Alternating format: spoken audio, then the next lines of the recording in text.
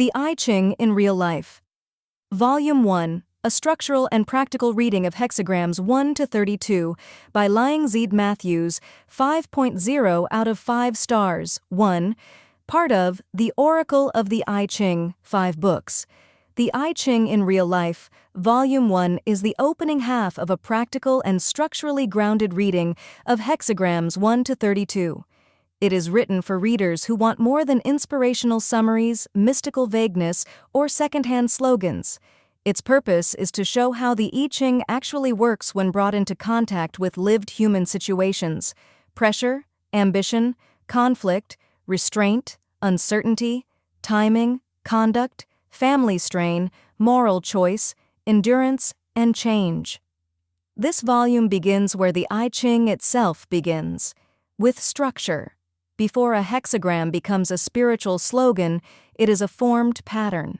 Before it becomes advice, it is a field of tensions, correspondences, imbalances, strengths, openings, and constraints. This book restores that foundation. Instead of flattening each hexagram into a few keywords, it examines how the figure is built, what its lines are doing, where force is concentrated, where weakness becomes intelligent, where centrality matters, where excess becomes dangerous, and how action changes meaning depending on position and timing. That makes this a very different kind of I Ching book. It does not treat the oracle as a device for decorative intuition. It treats it as a map of living situations.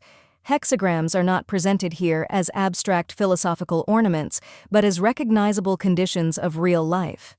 The creative is not reduced to generic success talk. Difficulty at the beginning is not treated as a vague message to keep going.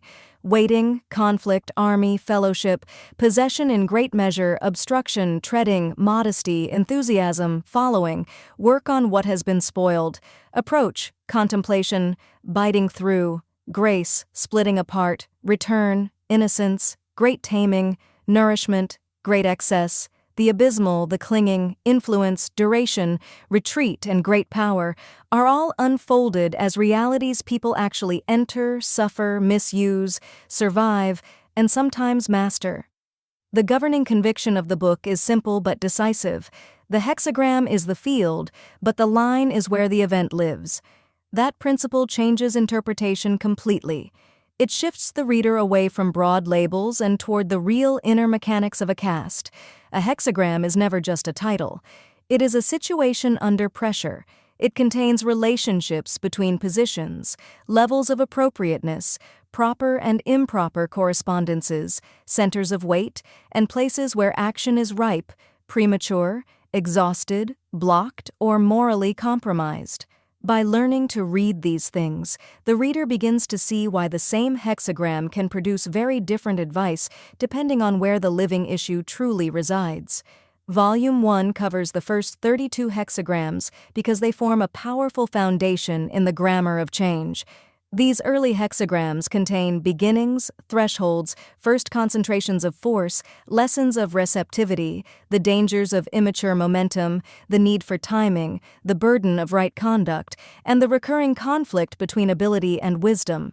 They teach that strength is not always safe, weakness is not always failure, retreat is not always defeat, and endurance is not always virtue. Again and again, this half of the I Ching exposes one of the oldest truths in human life.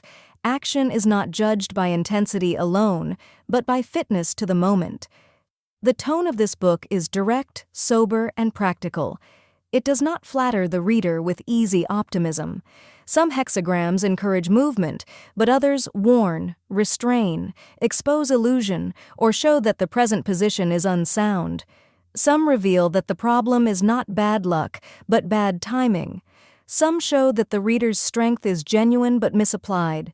Some show that danger comes not from open enemies, but from inward imbalance, indulgence, pride, fantasy, or refusal to yield. That honesty is part of the I Ching's enduring value, and this book does not soften it.